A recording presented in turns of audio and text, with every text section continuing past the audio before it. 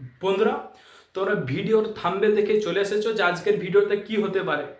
আজকের ভিডিওতে আমি তোমাদেরকে জানাবো যে ভিডিওর কাজ কি বা ভিডিওর চাকরি পাওয়ার জন্য কি কি আমাদের এলিজিবিলিটি ক্রাইটেরিয়া দরকার, বা ভিডিও চাকরির করার জন্য কতটা বয়স আমাদের থাকা দরকার, বা ভিডিও চাকরির করার জন্য যেসব ডিটেলসগুলো দরকার সেই ডিটেলস আমি আজকে তোমাদের সামনে নিয়ে চলে এসেছি। আমি মুবারক, তোমরা দেখছো ফিউচার এডুকেশন। এই চ্যানেলে তোমাদের স্বাগত জানাই। আশা করছি তোমরা ভালো আছো। তো আজকের ভিডিওতে তোমাদেরকে ভিডিও সম্বন্ধে ডিটেলস দেখাতে চলেছি। তো সবার প্রথমে জানাবো যে ভিডিওর ফুল ফর্ম কি, বা ভিডিওর কথাটির অর্থ। ভিডিওর ফুল ফর্ম হচ্ছে block development officer. Block development officer.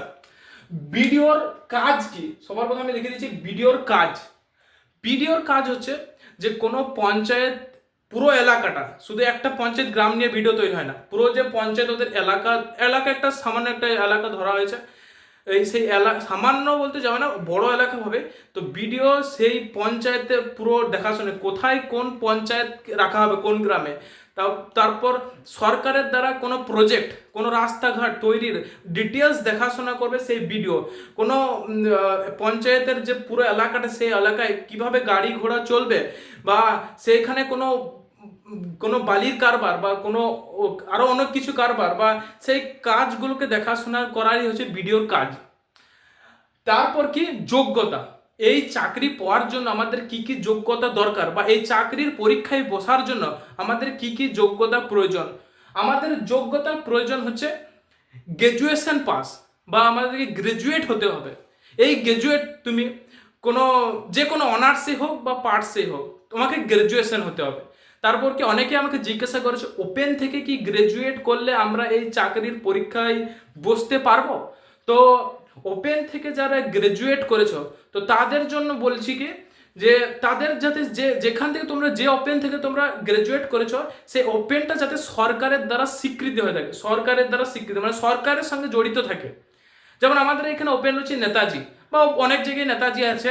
তো সেই নেতাজি ওপেন থেকে যদি কেউ গ্রাজুয়েশন করে, তো তার জন্য এই ভিডিও পরীক্ষায় বসার সুযোগ রয়েছে। 3 নম্বর পয়েন্টে আমরা চলে যাব। 3 নম্বর পয়েন্টে কি রয়েছে? 3 নম্বর পয়েন্টে রয়েছে বয়স, এজ লিমিট। পরীক্ষায় বসার জন্য যে বয়স হয়, সেই বয়সের মানে কতটা বয়স অবধি আমি এই পরীক্ষায় বসতে পারবো। তো বয়সের ভাগটা আমি এই সাইডে করে নিয়েছি। এজ তোমরা দেখতে পাচ্ছ, এজে হচ্ছে জেনারেল। এই জেনারেলের বয়স কত থাকা দরকার, কত থেকে মানে একজন মানে গ্রাজুয়েশন লাস্ট যখন আমাদের শেষ হয়, গ্রাজুয়েশন সার্টিফিকেট, সেই তখনকার বয়স হচ্ছে 21। তো সেই 21 থেকে 36 বছর বয়স অবধি জেনারেল ক্যান্ডিডেট এই পরীক্ষায় বসতে পারবে। 2 নম্বর কি ওবিসি ক্যান্ডিডেট, যারা ওবিসি এ বা ওবিসি বি ক্যান্ডিডেট রয়েছে, তাদের জন্য রয়েছে 21 থেকে 39 বছর বয়স অবধি।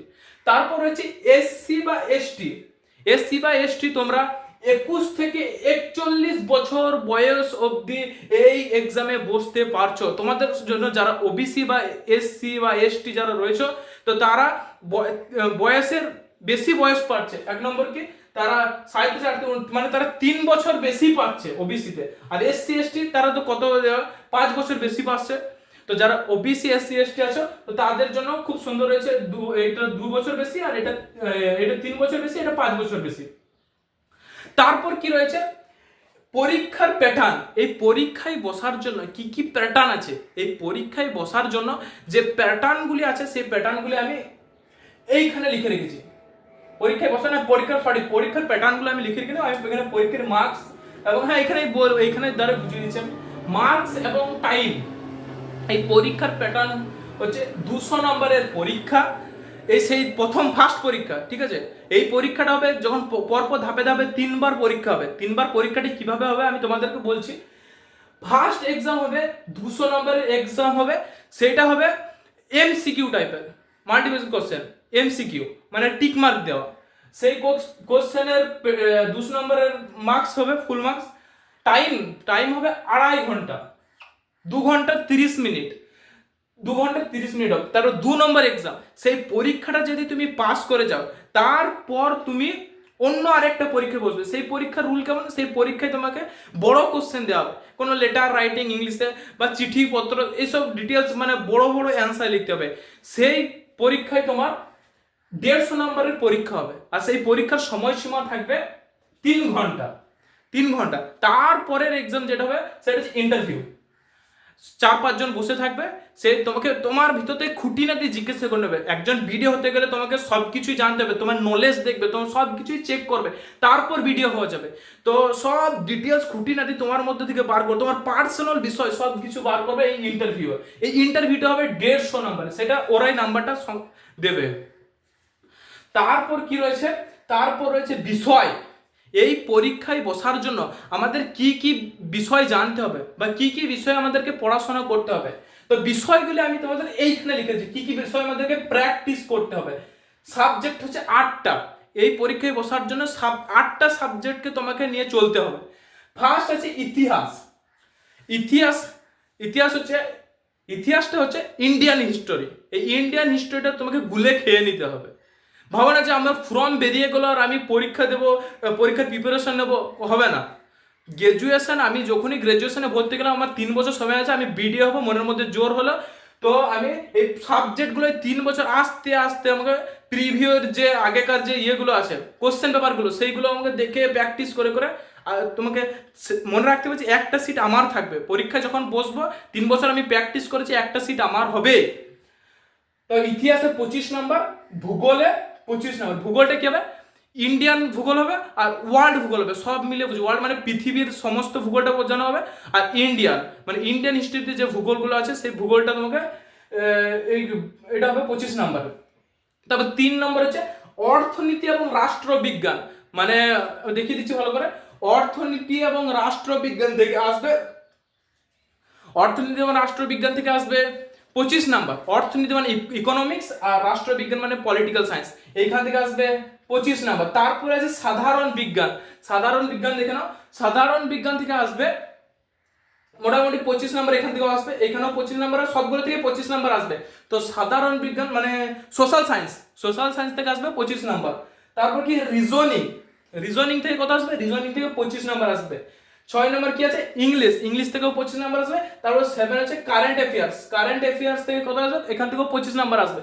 তারপর আসবে ন্যাশনাল মুভমেন্ট। তুমি যদি ইতিহাসটা ভালো করে পড়ে থাকো তো ন্যাশনাল মুভমেন্ট, ন্যাশনাল মুভমেন্ট থেকে 25, 25, 50, মানে তুমি ইতিহাস যদি ভালো করে বলো তো 50 নম্বর তোমার হাতের মুঠোয় রয়েছে। তো তুমি যদি 120 পেয়ে থাকো, মোটামুটি 120 পেলে তুমি 2 নম্বর পরীক্ষায় যেতে পারবে। বড় যে এক্সামটা 2 নম্বর পরীক্ষায় তুমি যেতে পারবে। তারপর 3 নম্বর পরীক্ষা ইন্টারভিউ যেতে পারবে। তো এই সিলেবাসটা তোমাকে গ্রাজুয়েশনের প্রথম থেকে আস্তে আস্তে করে তোমাকে প্রিপারেশনটা চালিয়ে যেতে হবে। তারপর কি হচ্ছে সিলেক্ট। এই পরীক্ষা সিলেক্ট কিভাবে হবে, তো ইন্টারভিউ যখনই যাবে তোমরা, তো সেই অফিসার লেভেলে যারা আমাদের ইন্টারভিউ নেবে, সেই ইন্টারভিউ থেকে তোমাদের সিলেক্ট করা হবে। এই ইন্টারভিউয়ে কিভাবে সিলেক্ট করা হবে, যে নানান রকম কোশ্চেন করে তারপর সিলেক্ট করবে। সিলেক্ট করার পর তোমার স্যালারি কতটা, জয়েন্টেই তোমার স্যালারি হবে 34 থেকে 40,000, 34 থেকে 40,000 তোমার স্যালারি হবে। তারপর কি রয়েছে পোস্টিং। এই পরীক্ষা দেওয়ার পর তোমার যে কোনো জেলায় পোস্টিং হতে পারে। সেই পোস্টিং কাজ করার পর আস্তে আস্তে আস্তে আস্তে তোমার নিজের এলাকায় পোস্টিং হয়ে যাবে। তোমার যদি পঞ্চায়েত এলাকা হয়ে থাকে তুমি পোস্টিং হয়ে যাবে। তো আজকের ভিডিও এতটাই। ভিডিওটি যদি ভালো লাগে তো অবশ্যই লাইক সাবস্ক্রাইব করবে এবং কমেন্টে তোমাদের যা যা চাকরির সম্বন্ধে ভিডিও লাগবে। আমি আগের ভিডিও তোমাদেরকে জিএনএম নার্সিং দেখেছিলাম, তোমাদের আরও কি এসডিও হতে ডিএলএড বিএলএড যা করা সব কিছু দেখায়নি। যা কমেন্টে অবশ্যই বলবে তোমাদের কি কি দরকার, তোমাদের পুরো বিষয়টি তোমাদের ডিটেলস না। আমাদের বাড়িতে অনেকেই বলে দেয় এই করলে ভালো, এই করে, কিন্তু আমরা ডিটেলস খুঁজে পাই না যে কি করলে ভালো হয়। সেই ডিটেলস আমি তোমাদেরকে বলবো। তো তোমরা ফিউচার এডুকেশনের সঙ্গে থাকো। তো সবাই ভালো থেকো, সুস্থ থেকো। আজকের ভিডিও এতটাই।